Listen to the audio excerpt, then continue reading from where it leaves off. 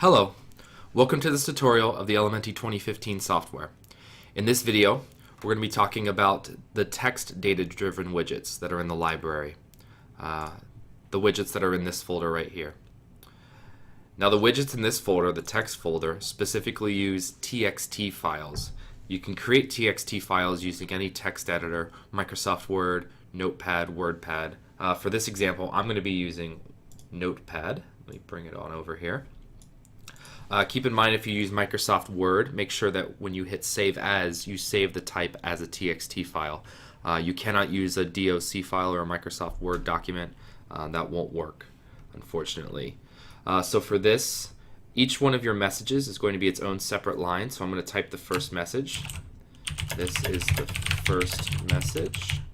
And then hit Enter. And this will be the second line or the second item. This is the second message. And then I'll do one more. This is the third message. Okay. And then I'm going to save this. Save as. Make sure it's a text documents, which it is. And then I'll go to Documents, SpinetiX, Projects, Project. I'm just going to save this directly into our project. And I'm going to name it, let's just do message. And then make sure the encoding when you set this is set to UTF-8. And this is across the board for all SpinetiX. UTF-8 encoding is the encoding that you want to use for any type of file. TXT files, CSV files, anything like that. Always use UTF-8. Hit save, and now I'm going to minimize this. Come back into my project and refresh it so I can see that TXT file. Good. Now I'm going to come into my library, and I'm already in my text folder. Now in the text folder, you can use either the text bar, the text ticker, or the text roll. For this example, we're going to be using the text roll. And the configuration for this is always the same for these three widgets.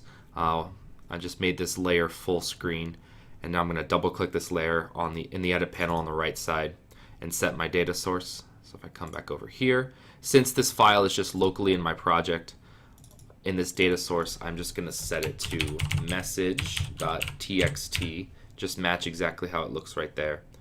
I'll set a refresh time of 2 hours. And then if I click OK, this should start showing them. Yep, this is the first message, this is the second message, this is the third message. Excellent. If I want to, the end of it is actually, the distance between this isn't very large, so I'm going to change the spacing. Let's do something a little bit more noticeable. Or in this case, probably a lot more noticeable in 500. And let's speed it up a bit too so I can tell how the spacing looks. So the spacing, this is for each individual message. So this is actually a little too far for me. I'll change it to 250.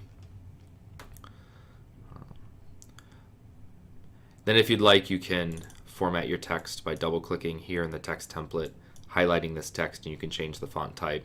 Bold, italicize, or change the font color. So I'll change it to Georgia since I'm in Georgia. There we go. So pretty quick, pretty easy. You can also put this TXT file on a remote location that's HTTP addressable, like Dropbox, or if you have your own web server on your network, you can put it there as well. And you just reference the name of the file within the data source using HTTP or HTTPS. So thank you very much for watching this video.